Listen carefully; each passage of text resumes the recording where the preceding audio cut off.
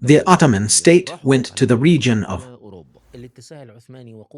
Europe. The Ottoman expansion and the strength of the Ottoman state was due to the blessing of jihad. Sultan Selim contradicted the ancestors of the conquerors and focused his wars with the Muslims. Selim, since he took power, began to launch the Great Campaign against the Safavid state. How old was the Safavid state during Selim's time? Professor Muhammad, it means that in its early stages at that moment, the Islamic world considered the Mamluks to be the great Islamic state, the state that represented the heart of the Islamic world and the strongest power. The Mamluk state was the one that experienced a major turning point in Islamic history. Leadership shifted from the Mamluks to the Ottomans. Ibn Khaldun said that the Sultan of Egypt should only fear the Byzantine Emperor, or the Sultan of the Byzantine Empire, which is the Ottoman state. This Ibn Khaldun will never be replicated, I swear to God. Laughter. So, what was the matter that brought Selim to us? He sniped al-Uri and incited his loyalists in those treacherous Emirates to fight the Ottomans from behind after they crossed over. Oh,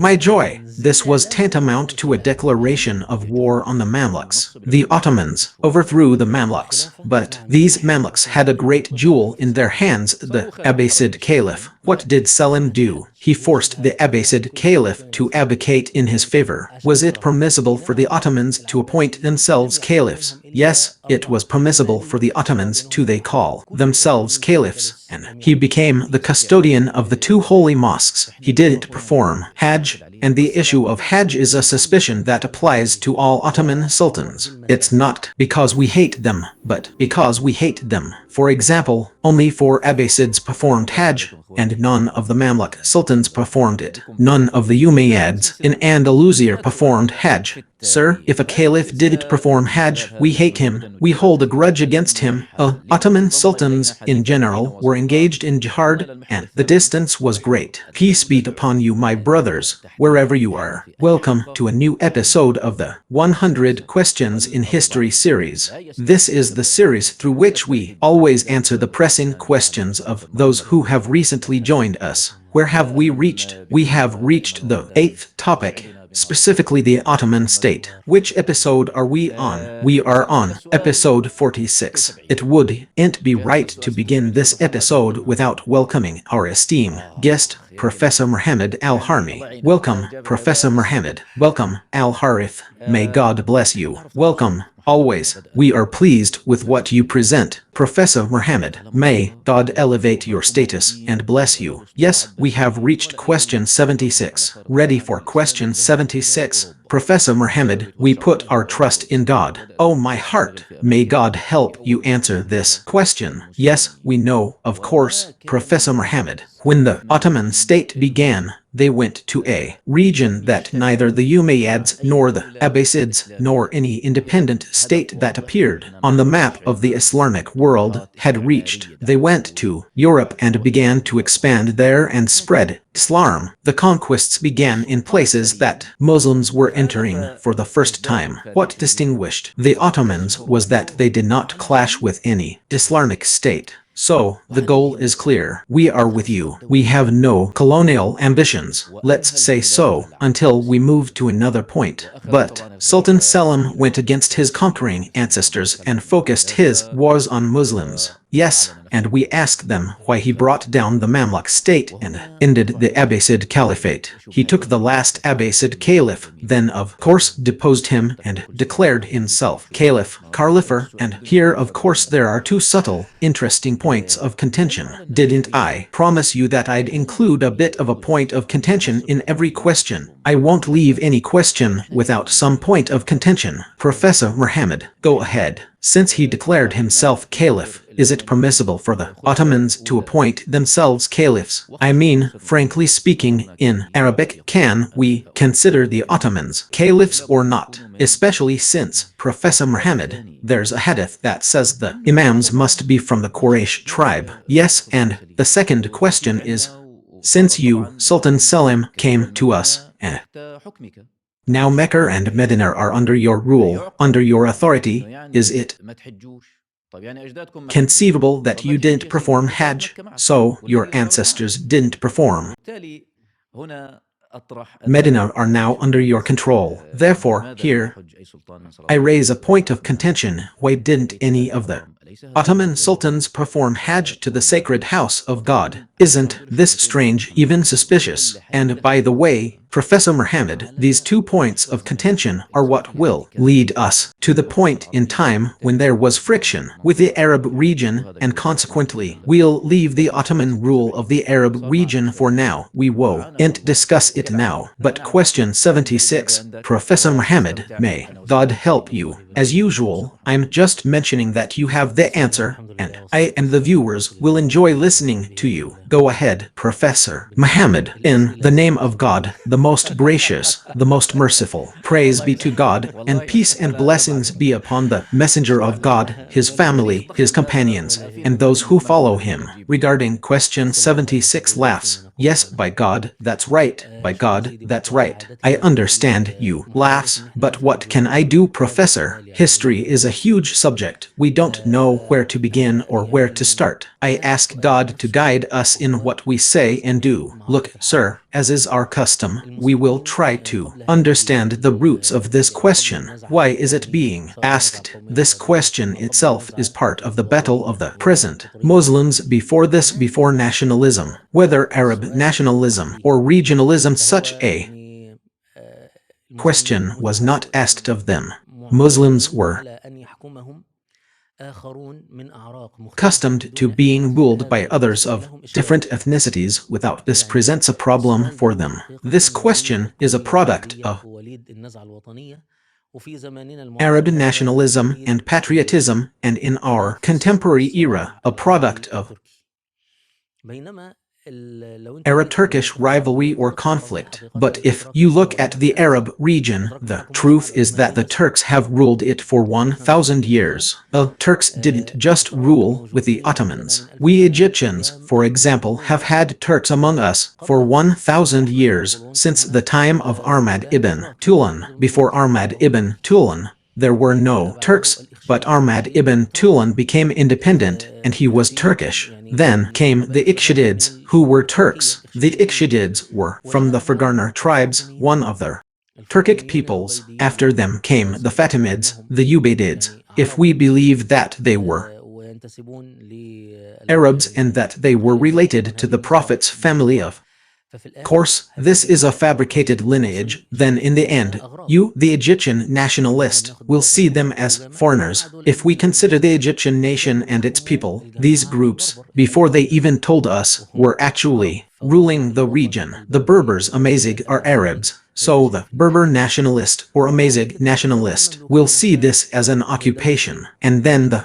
Mamluk state itself, what state was it? A state of Turks and Circassians. So, in reality, the situation didn't change for us when the Ottomans came. In fact, the Ottomans at that time weren't called Turks. They were usually called Rum Byzantines. The term Turkish state refers to the Mamluks. The word Turkish state in old historical records means the Mamluks, not the Ottomans. The Ottomans were called the Rum state, just like we called the Seljuks of Rum because they were located in the land of Rum. So, as I'm telling you, it's a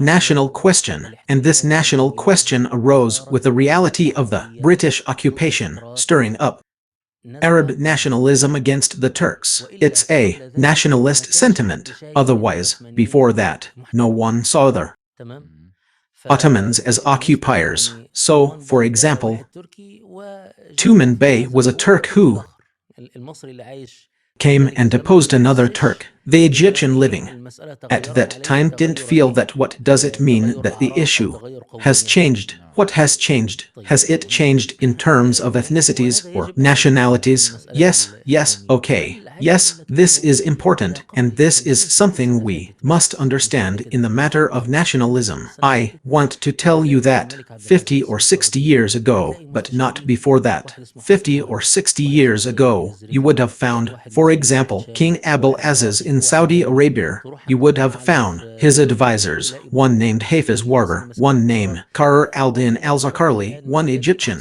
one Levantine, one Iraq, counted, but all the people who held positions in Jordan were not Jordanians, or Jordanians until after King Hussein for a while. So, what I mean is, until recently, this issue of nationalistic tendencies did not exist. It was very normal. Now, the question is, since the Ottomans were heading to conquer the western regions, what brought them to us? If this question is phrased this way, it contains its own answer. For example, if you find someone who isn't usually angry, they become angry, or someone who isn't usually patient, they become patient, or someone who isn't usually impulsive, they become impulsive. It's like being from a certain background. Okay, fine. But if you find a country that was originally expanding westward and then found itself turning eastward, you should know that something significant led them to that. A question itself might exonerate the Ottomans from the accusation of seeking control over Islamic lands. How did this happen? Because Professor Muhammad, a major turning point occurred in Islamic history. Yes, leadership shifted from the Mamluks, who had an Abbasid caliph. That's right. I have an important question before you begin narrating the story up to that point. Did the Islamic world consider the Mamluks to be the great Islamic state, or did they consider the Ottomans? No, no, no. The Mamluks conquered Constantinople and acquired vast territories. So, they considered it a large and powerful sultanate, like the Sultanate of India, for example, or the Safavid state. For example, it was a powerful state. There were sultanates, but ultimately, the state that represented the heart of the Islamic world and represented the strongest power was the Mamluk state. Yes, up to that moment, and the Abbasid caliph was in it. And this is the most important thing. That's why you'll find the Latais, who are in India, communicating with the Abbasid caliph to give them legitimacy. The people in West Africa, the Ottomans themselves, even Muhammad al-Fatih himself,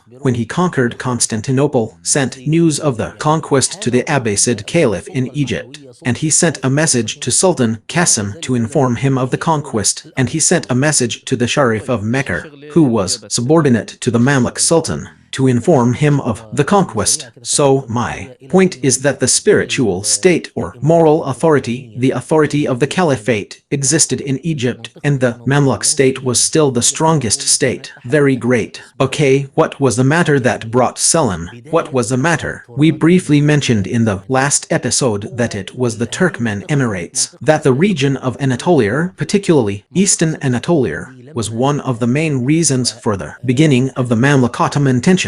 This region was the territory of the Seljuk Sultanate of Rum, a large state. When the Mongols came and destroyed it, and then withdrew and the Mongol wave subsided, there were still many factions and numerous emirates. Only the Ottoman state grew from this large number of emirates. And we said that this was due to the blessings of jihad. It expanded into the lands of the Byzantine Empire. This expansion and jihad brought scholars, volunteers, and the elite of the people to the Ottoman Empire, so it was more expansive than these emirates, which were naturally preoccupied with their internal conflicts and disputes. These many divided emirates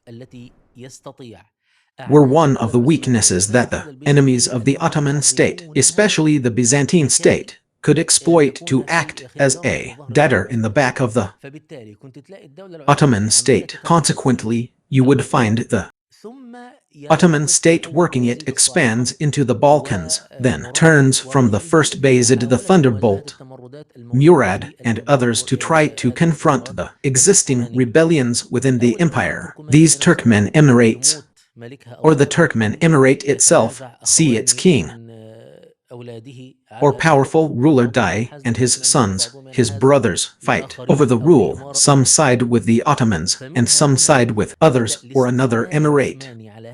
From here, the Ottoman takeover of these Eastern Emirates began gradually until we reached the point where the Mamluks considered it their vassal state, and the Ottomans considered it their vassal state. Here appeared the man we talked about in the last episode, who was Hassan, who continued to play this region, confronting the Ottomans and declaring himself a follower of the Mamluk Sultan in Cairo. At this point, more than one thing is confirmed. First is the Ottoman expansion and the strength of the Ottoman state. We also mentioned in the last episode that it is natural in the political situation for nascent state whose influence expands to raise concerns among other states. And if you remember Abu al-Harith, I mentioned to you that Ibn Khaldun, in his foresight, said no, the Sultan of Egypt feared nothing but the Byzantine Emperor, or the Sultan of the Byzantine Empire, which is the Ottoman Empire. Yes, this is foresight. Ibn Khaldun died in 808 H and what he said happened in 923 R. This Ibn Khaldun is truly unique. His work is truly remarkable. This statement was transmitted by Imam Ibn Hajar al-Asqalani. So, when the friction between the Ottomans and the Mamluks reached the borders where Hassan's authority was established, this internal conflict began to occur. This internal conflict was reinforced by the fact that the Mamluks intervened in the Ottoman conflict more than once. We said that we said that Yazid had three sons, Selim, Ahmed, and Karkward. Yes, Karkward, from the last days of Yazid, sided with Qaitbay, the Mamluk Sultan. Yes, Qaitbay gave him a grand welcome. For example, Ibn Iyas, the most famous historian of this period, the Mamluk man who lived in Egypt, in Mamluk Cairo, tells you how he received this huge and grand reception, and how the princes ordered him to be received as if he was supporting him. And then, when Sultan Selim came, he remained and supported him. So Ahmed went to the Safavid state and sided with it. And who did this Karkward have a good relationship with before the Ottomans? Yazid, his brother, was the one who was with Qaitbay. Okay, yes, but Karkward was later with Sultan Kansa al-Ghori. Yes, Qaitbay before Kansa al-Ghori. Yes, okay. So, now you have two instances where the Mamluk state emerged as an intervening force in the conflict within the Ottoman dynasty, meaning the Mamluk state supported a prince against the resisting sultan to seize power from him. Okay, so you have a border dispute, a dispute over the leadership of the Islamic world, and this dispute manifested itself in two instances where the Mamluk state entered the conflict. Consequently, it's natural that the relationship would be tense and there would be no understanding. Yes, okay. Truth is, the Ottomans and the Mamluks sometimes cooperated in repelling the common threat, which was the Spanish and Portuguese threat. It is mentioned that Kemal Rise, the Ottoman admiral, used to come to Egypt as an envoy from the Ottoman Sultan. The objective was that the Mamluks, at that time, after the growth of the Portuguese naval power, needed to build ships and fleets among the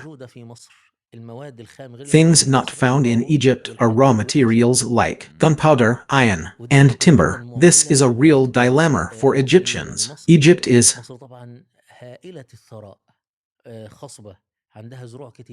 of course incredibly rich and fertile with many crops, but it doesn't have many forests. Levant and Anatolia have many forests and therefore plenty of timber. Things have evolved now. Warfare used to be fought with swords and bows, but now it involves cannons and ships. There was a stage of cooperation between the Ottomans and the Mamluks to repel the Portuguese attempts to circumvent Mamluk lands.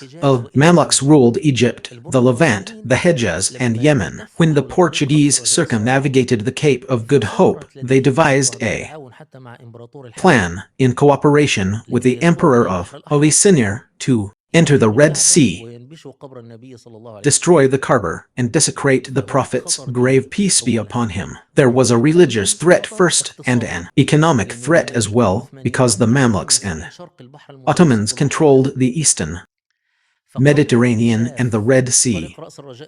Before the discovery of the Cape of Good Hope circumnavigated the ocean, any trade from east to west, crossing the Red Sea and the Mediterranean, passing through Egypt, the Levant, or the Ottoman Empire.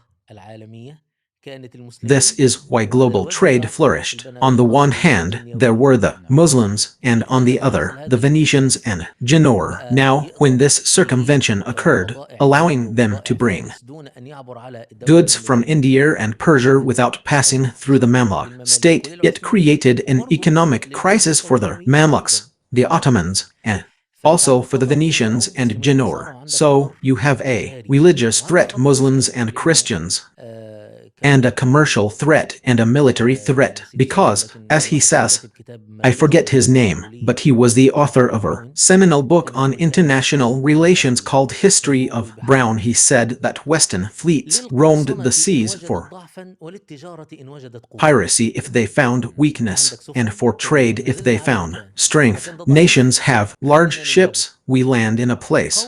That place is weak. Let's plunder it. If it's strong, then we trade with it. So, the Mamluks and Ottomans took a certain period, of when there was a surplus in arms, meaning the export or import of iron, gunpowder, and wood, to build the Ottoman fleets. Sometimes a military alliance was formed, but these border rivalries and this entry into the conflict produced this tension in the Mamluk-Ottoman relationship. Then, the emergence of the Safavid state added to that. Yes, the Safavid state was a serious threat to the Ottoman state because, firstly, the beginning of the Safavid state and the basic elements it relied on to spread Shiism in Anatolia were Turks, and some of them were in the Ottoman army. Yes, and the areas of activity of the Safavid state were in the Emirate of Trabzon and the Eastern Emirates, but it penetrated into the heart of the Ottoman state, meaning in Kutahir, Bursa, and Manasir. These are places very close to Constantinople where armed movements began to appear that were loyal to the Ottoman Shah. Yes, the Safavid Shah. And how old was the Safavid state during the time of Selim? Professor Muhammad, it was in its early stages, but it was established around 1500. So, now we're going to talk about 1510, which was a pivotal moment. I mean, what I want to tell you is that the Safavid state wasn't as reliant on its own strength as it was on those among the Ottomans who were aligned with their cause, those who were loyal to the Ottomans. Okay, so there were people who would go on what were essentially missionary trips to convert to Shiism and absorb its principles, then return and spread these propagandas. For example, around 1510, when the Safavid state had been established for 10 years, there were rebel movements in Manasir and Kutahir. These rebel movements had become so powerful that Prince Ahmed was defeated by them. He was the son of Bayezid, and his brother, Prince Kakad, was almost defeated by them, but he achieved a victory in which he killed the Ottoman Grand Vizier. So, you see how far the state went in deploying an army, led by the prime minister, and killing him. That was Ali Pasha. The servant was killed in front of this rebellion. It's true he defeated it, but he was killed. This shows how fierce and intense the battle was. There were still Turkmen Emirates, like those of Dhi Qadir, the sons of Ramadan and Sharkanlu, whom we mentioned earlier. These emirates were still plagued by intrigues and sometimes attracted support from the Safavids and sometimes from the Mamluks. Then, Selim, as we mentioned, one of the main reasons for his coup against his father was that his father wasn't dealing with the Safavid threat in the necessary way. From the moment Selim assumed power, he launched a major campaign against the Safavid state. Yes, this major campaign against the Safavid state ended with him achieving a resounding victory over them in a battle called Chalvarin. Yes, the one with the guttural J sound, which the Turks sometimes pronounce as chi.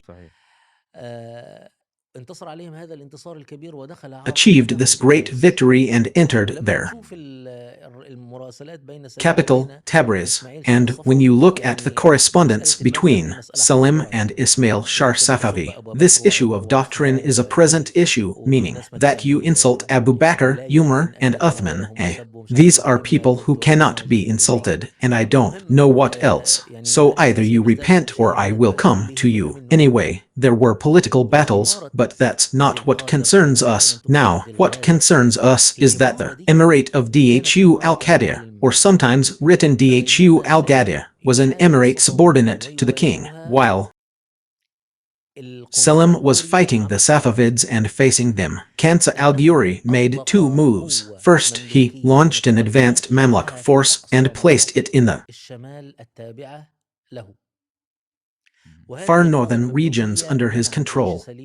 This Mamluk force prevented Selim's army from crossing through them on its way to fight the Safavids, and this was its real objective, to prevent the Ottomans. Second, he incited the people loyal to him in the Dhu al-Qadir Emirates to fight the Ottomans from behind after they crossed. This was a rebellion from the Emirate of Dhu al-Qadir, or Dhu al-Qadir, which was located on the border. After the Ottoman army crossed to fight the Safavids, this emirate rebelled against the army. An army from his back. Yes, that's right. Well, this doesn't contradict the idea that they were in agreement. What is it? The relationship changed. Now we're going to say why it changed or how it changed. And this agreement, Professor Muhammad, was during Selim's time. Was it during Selim's time or before? No. It was during Selim's time. The tensions have been increasing for a long time, but entering into this conflict, we said that's what happened. A war, the First Ottoman Mamluk War, we said it lasted from 1485 to 1491. We are now in the year 1512. 6 years, so at the beginning, okay, and the result of this First Ottoman Mamluk War was mostly in favor of the Mamluks, not the Ottomans. By the way, yes, meaning the state still maintained its strength. Okay, so Selim faced this matter. By the way, Ibn Ears, who is the Mamluk historian, and Ibn Ears, by the way, his account is completely against Selim. I mean, Ibn Ears doesn't support Selim, but he is one of the sources, I don't want to say distorting the Ottoman image, but one of the sources of distorting the Ottoman image in their entry into Egypt is the account of Ibn Ears. Ibn Ears was completely against the Ottomans. I don't want to say he was wrong or a liar. No, there are details to the story, but this man's stance was against the Ottomans. Yes, well,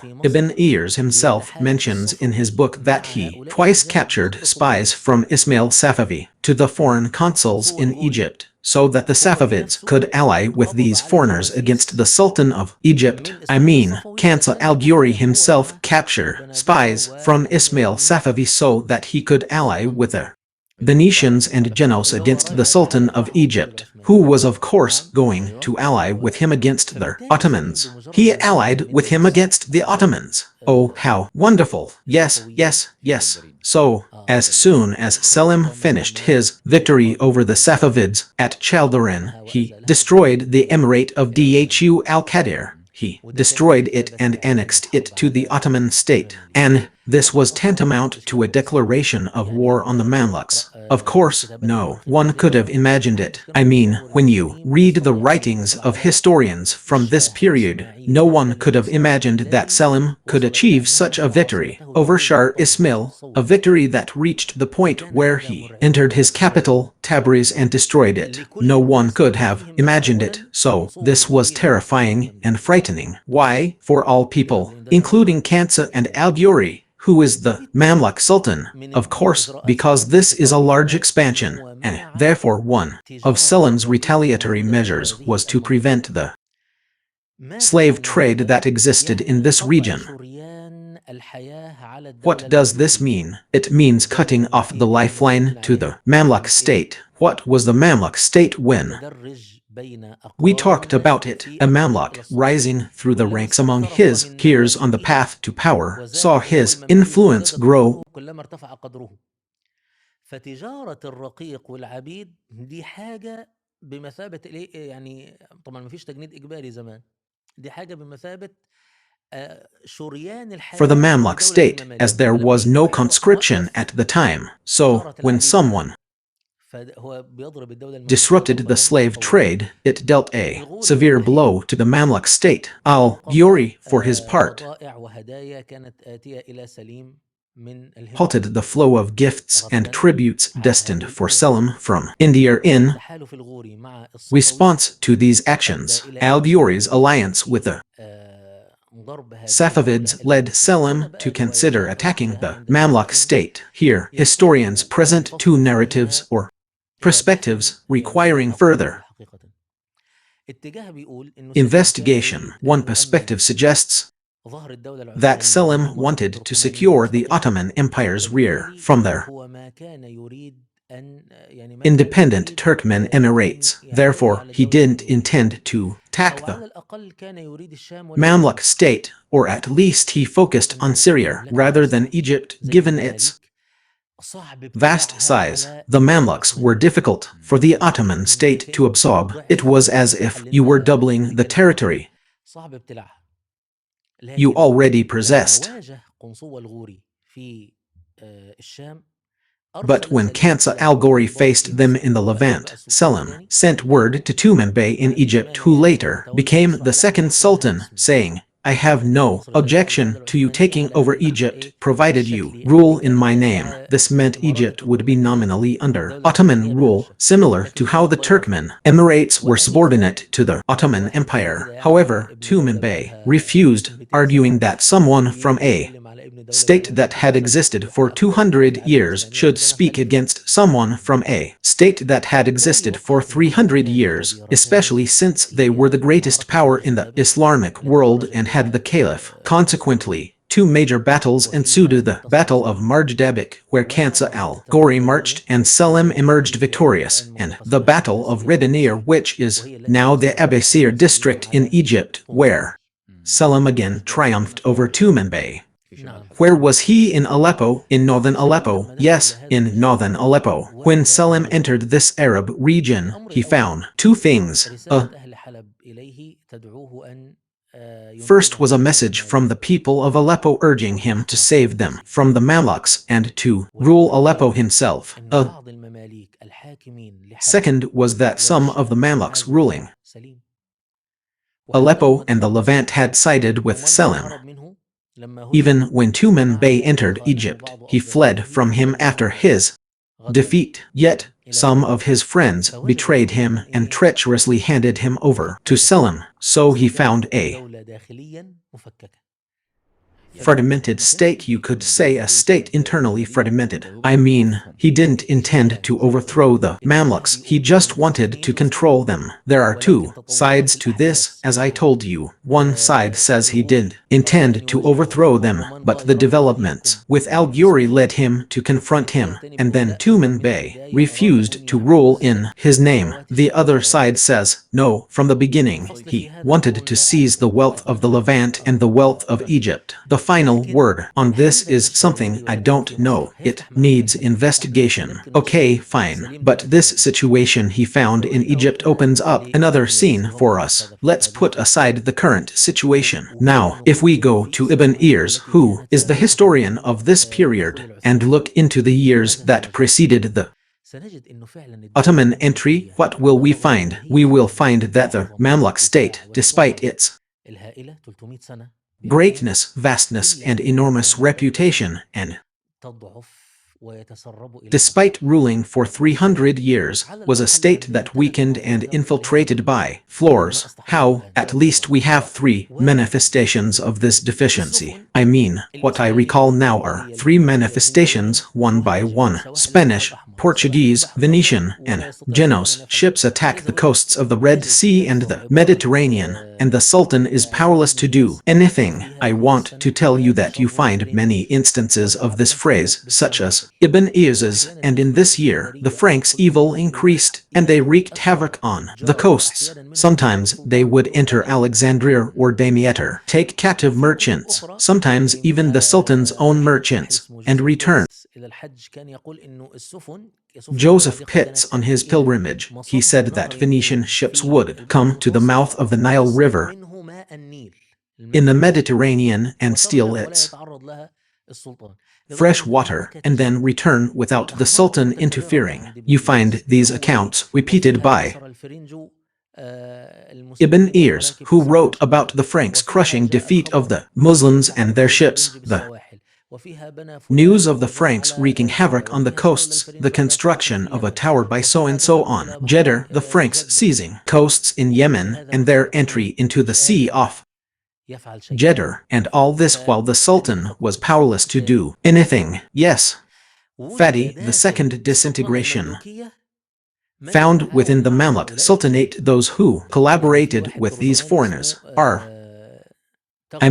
there was a translator named Tagri, also known as Tagri Bardi, not to mention Ibn Tagri Bardi, the historian. This historian predates this time by about 50 years, but Tagri was also a translator. He was the one whom Kansa al-Ghori sent with a letter to the Patriarch, the Patriarch's letter to the Pope of Rome complaining about the Franks meddling on the coasts. Tagri Bardi also reached Kansa al-Ghori, who found that he had written letters to the Franks, inciting them to invade the coasts, claiming they were undefended and lacked any military presence. So, he was arrested and imprisoned. So, the internal turmoil reached a point where some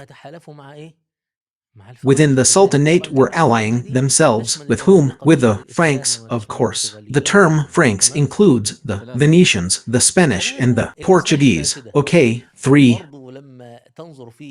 corrupt weapons. When you look at the last years of Ibn Ears' reign, what do you find? The Sultan searched for weapons and found many weapons that had it was rusted and the weapons were out of order. So he drew a punishment for the armory keeper, or for example, and went out to a kind of party. They were making cannons, cannons being the plural of cannon, and they started firing them. Ibn Ears says the copper would fly in the air and not hit the target. The cannons are faulty.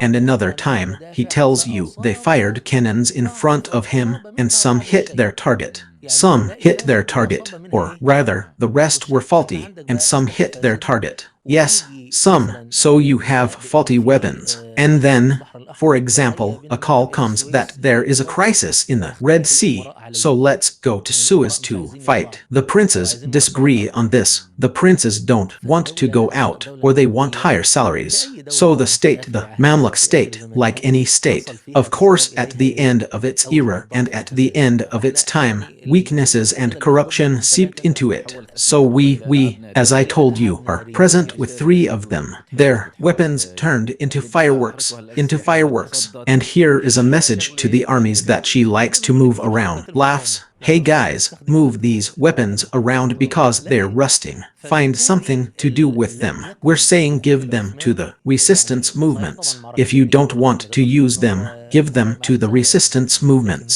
But, so, the Ottoman entry wasn't easy. Of course, there were two big battles. You can't say they were easy battles, but the Mamluk state suffered many weaknesses, and so the Ottomans and Sultan Selim entered. Even he, because, as I told you, the kingdom was bigger than him, and it was difficult to digest. It was a state with a long history of civilization, like the Mamluk state, and before it the Ayyubids, and before them, of course, the Fatimids. I mean, Egypt was the capital of the Islamic Caliphate. So what did Selim do? He put in place an administrative system. You could say that the gist of it was that the Mamluks couldn't revolt against him because he wouldn't be able to keep even a large portion of the armies. He kept an Ottoman garrison and an Ottoman army, but he arranged the administrative structure so that the centers of power were distributed, so the Mamluks couldn't come back again. And as soon as what weakened these Ottoman Sultan in Constantinople was that the Mamluks would effectively rule Egypt. So, when the French campaign came 270 years later, you would find Mamluks, not Ottomans. The Ottoman Pasha would be merely a figurehead governor. Wow, look at the long reach of the Mamluks. Until Muhammad Ali betrayed them in the Citadel massacre of 1811, 300 years after the moment we're discussing. So, when Muhammad Ali overthrew the Mamluks, was it just Cairo specifically? And who among the Mamluks was appointed? No, it was Kara Bey, who was called a traitor because he sided with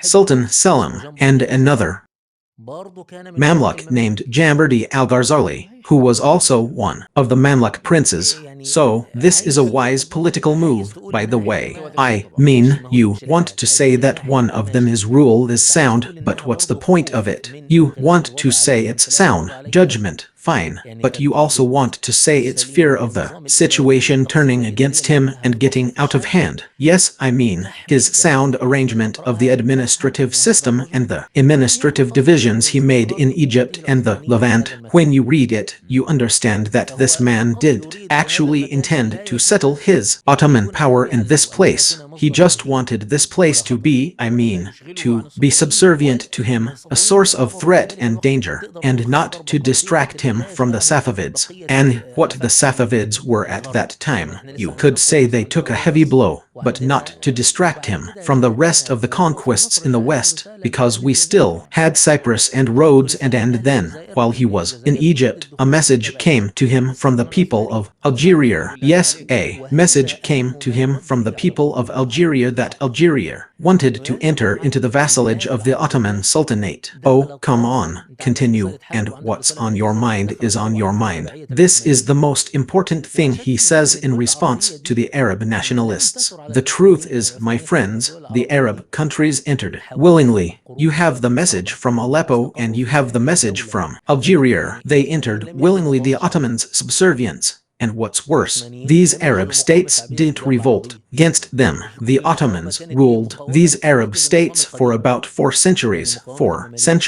and settled there. So, if a state, the Ottomans didn't encounter popular resistance. The Ottomans didn't encounter popular resistance in the Arab lands. So what was the resistance? Resistance from the centers of the old regime. Yes, resistance from the Mamluks. Well, Professor Muhammad, you're answering a question I did ask you about, but it's good you brought it up. It's the Ottoman occupation. Yes, the idea of the Ottoman occupation of the Arab region. Yes.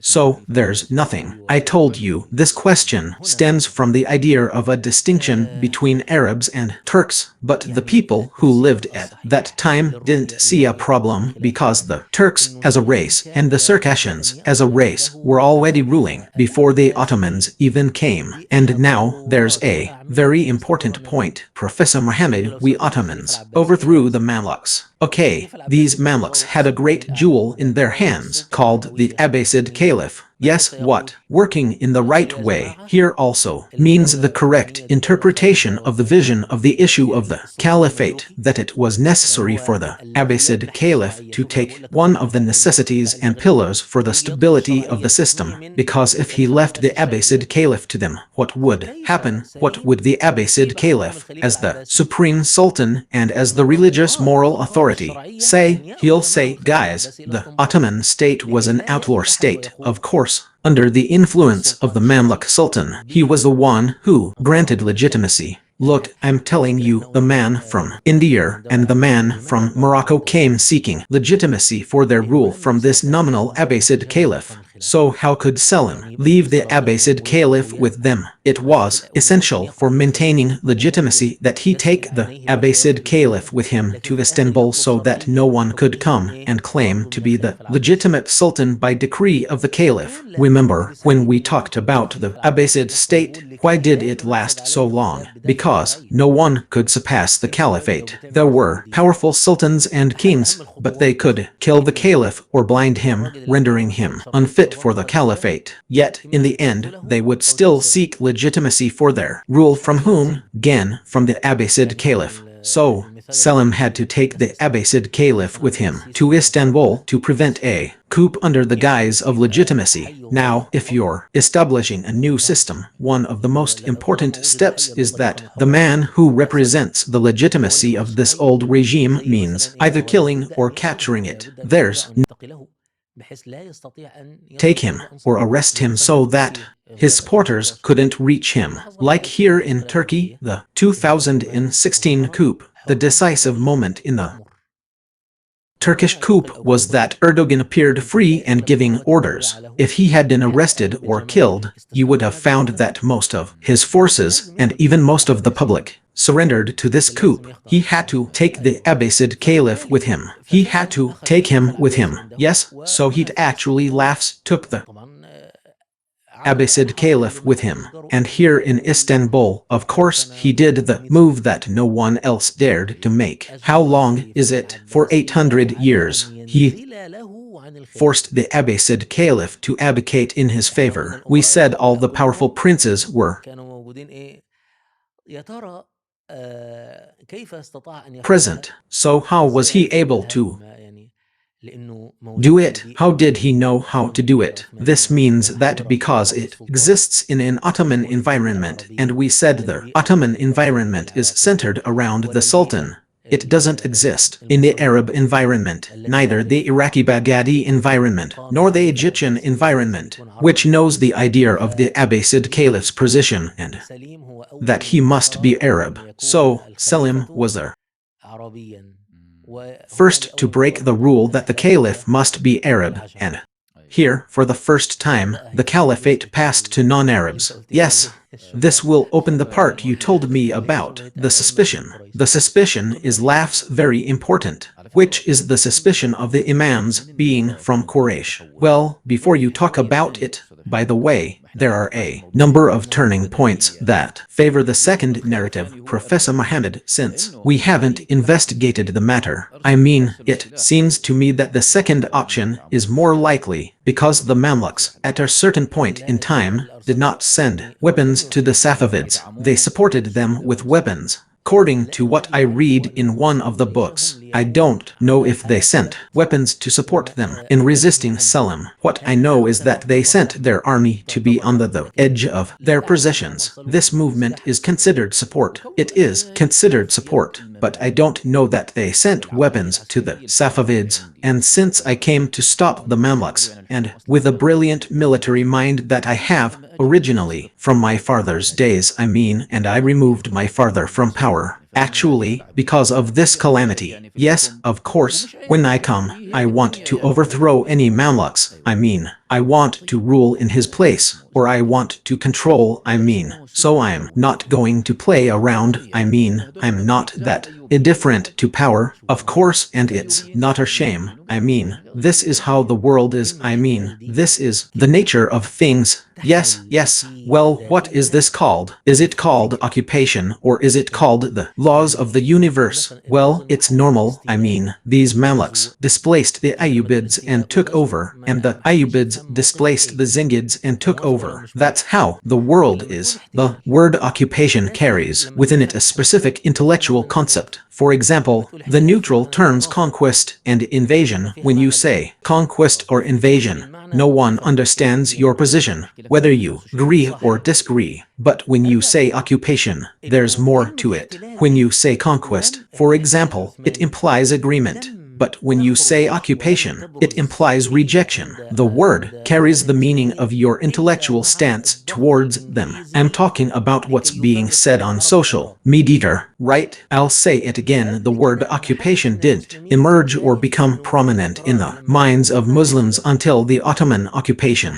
with British pressure to create division between Arabs and Turks. Before that, no Muslim saw the Turks ruling over them as an occupation. No one saw it that way. As long as they were Muslim and ruling Muslim land, that was considered occupation by the people living at that time. Let me go further. For example, we have Egypt. There was a nice question that I always realized when I was in elementary school, which is to mention the disadvantages of the Ottoman occupation along with the advantages of the French campaign. This is a school question. Yes, of course, we used to study it in history. I mean, I remember it. So, when you see this question, what happens to you? I understand that the Ottomans were an occupation, and I understand that the French campaign wasn't an occupation. Even its name, French campaign, wasn't used. So, you or the spark of our renaissance, or the spark that led us out of Ottoman isolation and into the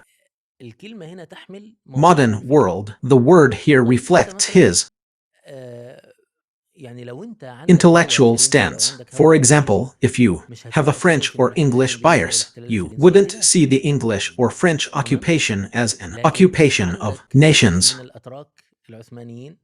But if you have a stance on the Ottoman Turks, you'll see them as an occupation only, and some who are honest with themselves and maintain a straight line will inevitably return to talking about the Arab occupation of Egypt. Our lineage isn't like that. The moment Umar ibn al-Khattab came and sent Amr ibn al-As, that was a moment of Arab occupation, ending the previous occupation, which was Roman, which ended the previous occupation, which was Persian. And we, since the time of the pharaohs, have never been ruled by Egyptians.